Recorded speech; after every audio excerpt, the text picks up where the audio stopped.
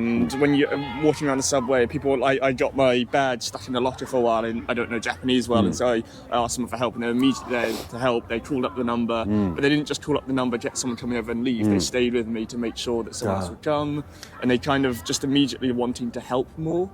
I don't think you can get behind the surface of their friendliness, and so it's hard to say that if they are happy or not, but they seem happy.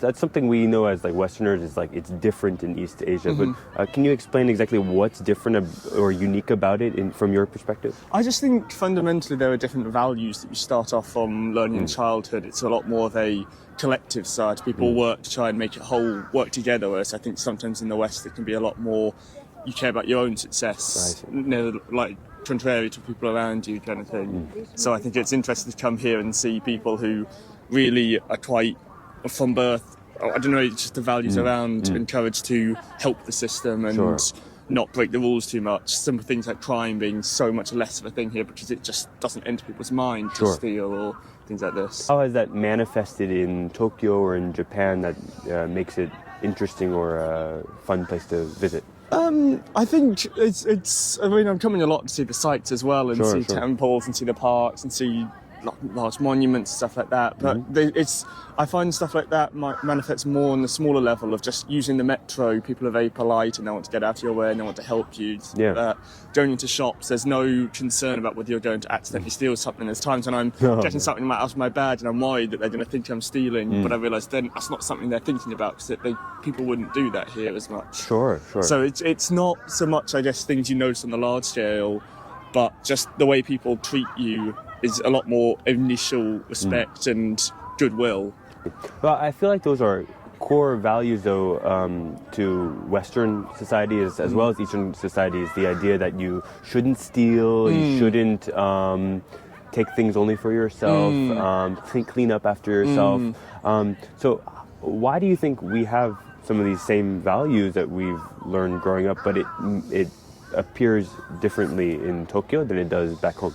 I think back home, maybe people are a bit more disillusioned with the system. Like, it seems like the idea here is if I work for the system will benefit me. Whether that actually happens or not, I don't know. I haven't lived it, experienced long enough to see. When I was in Korea, people were talking about it's a lot more of a homogenous society of any actions you take to reflect back on your family and your friends, stuff like that. And so I think that's also another thing where the West is a lot more individual. People here are collective. So if you commit a crime or if you're a problem with the society, that's not just reflecting on you, that's reflecting on your family and everything like that as well. And so there's a stronger connection there. I see. Okay.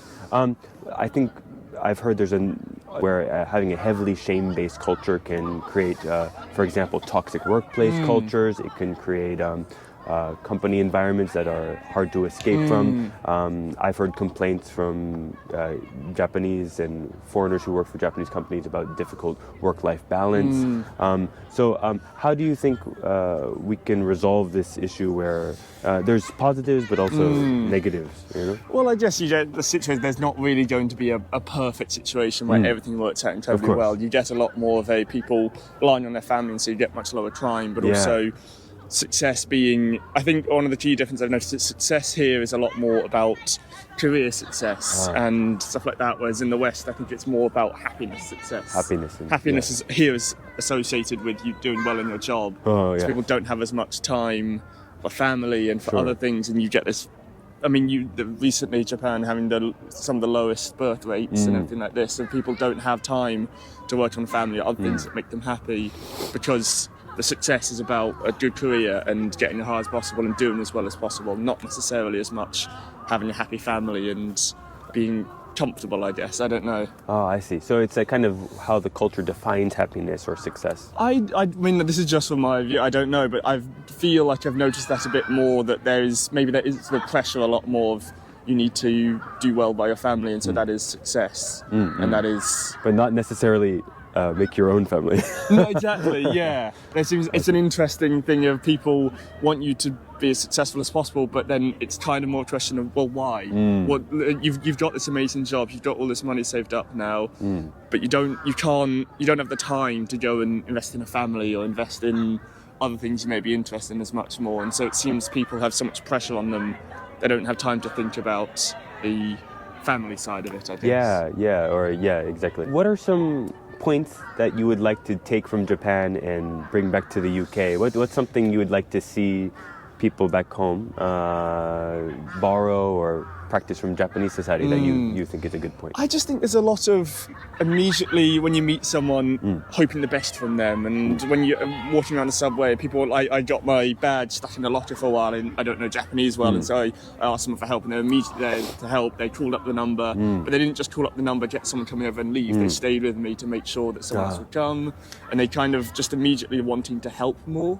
but sometimes you get a bit more, if I help you, that's a hassle in my day and that's time I'm having to take out and things like that. So I think maybe hopefully a bit more optimism on meeting someone and that kind of immediate, I want to help you out, and only if you are a problem, then I'll change my mind and be like, okay, maybe I don't want to actually help you. That's interesting you say, for example, in the transportation system back home or a hotel in the UK, will I get a different kind of service if I visited a hotel or I think no matter what, when you go to a hotel, people are going to try and do their best to help you out. And whereas here, I'm thinking more as in the day-to-day interactions of people. If you ask someone for help in the street in the UK, they're much more likely to. Depends where you are in the UK. In the cities, people are quite like they need to get to work, they need to go about their day, they don't want to be bothered, and so it's a bit more like, I'll help you, but I'll help you as quickly as possible and carry on with my day, or I'll just say I'm too busy and I'll carry on with my day. I think people are quite used to people coming up and immediately trying to sell something, so you get that immediate cynical rather than just wanting to help out as much. Obviously there are places in the UK where this isn't true, but my experiences of like as a city of Tokyo versus London kind of thing, in terms of two capitals, Tokyo people seem to be much more keen to help if they can. I haven't had many experiences, so maybe there are some people who don't as much, but the difference is there. In terms of London, maybe people are a bit more in a rush and don't want. I've been surprised at how I heard Tokyo was so much of an in a rush city, but it seems very quiet and calm in some ways still. Compared to like London or something. Yeah, no one talks to each other. A bit more like the no talking on your phone in the subway and being as quiet as possible. I was really surprised by that. You just in London want people talking a lot or to each other and not considering as much of people around. Well, I'm not sure about Brits, but back home in America, some people might find a sign saying don't talk on your phone or don't talk in the elevator, stand on this side of the escalator. They'll find that as kind of an impediment on their freedoms as an individual. Like, I should be able to stand wherever I want. I should be able to talk if I have a call.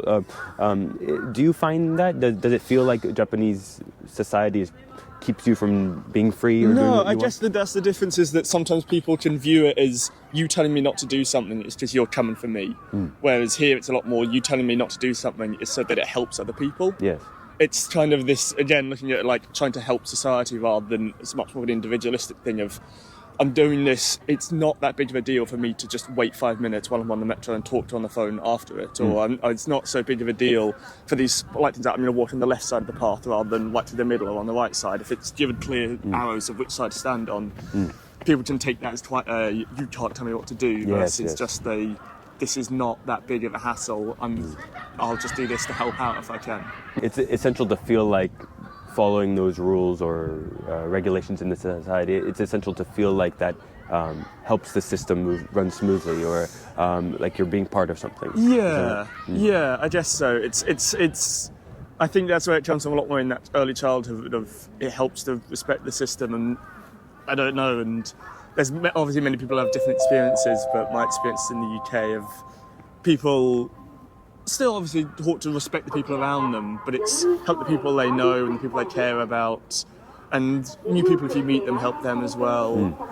But maybe not as in the overall entire country is not as, I guess there's not the same sense of patriotism, which might come from a bit more of a problematic history from the UK. But I think there's that kind of not same strong patriotism as we need to contribute towards our country's success, and my work is helping the entire world and helping the entire country. So that's an interesting point. So can you tell me what's left on your agenda? A friend who's living in Osaka So I didn't have a huge amount of plan. Mostly just wanted to get recommendations from him when I arrived. But I'm kind of planning. I didn't realise I heard of this until the Golden Route. Yeah. Where you start in Tokyo and go down to Hiroshima. I'm gonna be here for a few days, then go to Mount Fuji. Hopefully do some some hiking around there, then do Osaka for a bit. Probably go to Himeji, and then I'll be leaving not too long after that. I would like to go out to the countryside more, but I'm still coming here on a fairly smaller budget, so I'm trying to be careful about. I can't travel super fast. I can't use any of the bullet trains, stuff like that. It's much more the cheaper things. If I can. And it sounds like you're embracing like the natural parts of Japan, Mount Fuji, walks in the park. Yeah, I wanted experience. to see the cities, but I think actually I did my year abroad in South Korea, and I was in Seoul the whole time. Yeah. Some of my favourite parts of the trips out into the countryside and see so much of a different side all the time of. Everyone, a lot of people, young people, I think, are moving into the cities, so you get a bit of a different feel going out to the countryside. It sounds like you really like a lot of, or you're interested in some of the East Asian culture. You spent some time in Seoul. You're visiting Tokyo. Are you planning on moving to Japan or East Asia in the future, or UK is still home for you? So I think I did the year abroad, and it was very interesting. I enjoyed it a lot, but it's tough being so far away from family, especially with time difference. Had some family losses, and it's tough being all the way over here and knowing that you can't just get on a flight and go home. So it's a lot of money, and you have to kind of commit to, if you're flying all the way out here, stay here for a long time. Yeah. So as much as I would love to, I think it's really, and I've been surprised with how much I actually really like Japan and how different it is to what I was expecting. I'm still fairly early on. I haven't really moved out of home a lot. So you're still exploring the world. Yeah, I only graduated a few months ago, like last year, I guess, technically. Yeah. But still taste testing. Exactly, yes. I'm going around kind of seeing what places I enjoy and travelling around a bit, but I don't think I have particularly planned. I'd like to move abroad, but maybe this is very far from home to be able to keep in contact with family and everything. Hence why I haven't visited home. That's wonderful. Well, thank you so much, Asher. I loved a lot of your answers. That was really thank you. It was informative. interesting to learn a bit more. So, hello, my name is Mitch. I'm from California, and I'm just interviewing people today about their experience in Japan, what's good about it, what they like about it. Can you introduce yourself with your name, where you're from? Hello, my name is Chantal. Okay. I'm from Germany. All right. So I traveled in total for 5 months through Southeast Asia, and Japan is our last stop. So we've been here for nearly 2 weeks. And Tokyo is our final stop before we go back home to Germany. That's awesome. I'm glad we caught you on the end of your trip. That's great. That's great. Yeah. That's really cool. So we are really excited to be here, and it's our first day actually. So for me, my boyfriend here in Tokyo. But we already been to Osaka, Kyoto, Hiroshima, and Kayasan. Oh gosh, you had the full experience, all the highlights. Yeah, I'm Jana. I'm also from Germany, and Tokyo is my first stop here in Japan. It's like my first week here. Yeah. Oh wow. Yeah. Okay, so you guys just met in the middle of your trip then, or? Actually, we met in Laos. Yeah. Oh wow. And re-met here today. Yeah. Okay, that's awesome. Wow, international friends. That's great. How does your understanding of Japanese work culture and work-life balance compared to home in Germany? In Germany, are people do they have a lot of holiday? Are they real happy with their work-life balance in general? We have many holidays. Yeah. Okay. In Japan, I think there are only a few days off. Yes. And I have Japanese friends in Germany, and one friend is working all day. Oh wow. Yeah, he's working a lot. Okay, so it sounds like that might be one reason people are just overworked in Japan? Yeah, I think so, yeah. Okay, have the Japanese people you've met on your travels so far, have they been real friendly? Have they shown signs that they're stressed out with work, or have they been really good? I think Japanese people always seem like they're good and everything is fine. So and polite. And they're really polite. I think they don't want to bother you with their own problems or issues. So I see. I don't think you can get behind the surface of their friendliness and So it's hard to say that if they are happy or not, but they seem happy. And you can see many tired businessmen. Yeah, they sleep on the bus. Yeah, that's true. On the train. Yeah. We just asked actually 2 Japanese women about a term they used was tatemae. It's kind of like the face that Japanese people in their private life, but in work or doing service, and it's kind of like a different character they put on to do that. But and maybe in doing that, they're kind of hiding or not expressing that sadder side or the lonelier side of themselves, as you alluded to. Is maybe there's some ideas that Japan society or the government or the people can borrow from the West to help them with some of their loneliness or their woes. Do you think that's true? Is there any anything they can borrow from, I don't know, Germany or from the West to inject some happiness into their lives?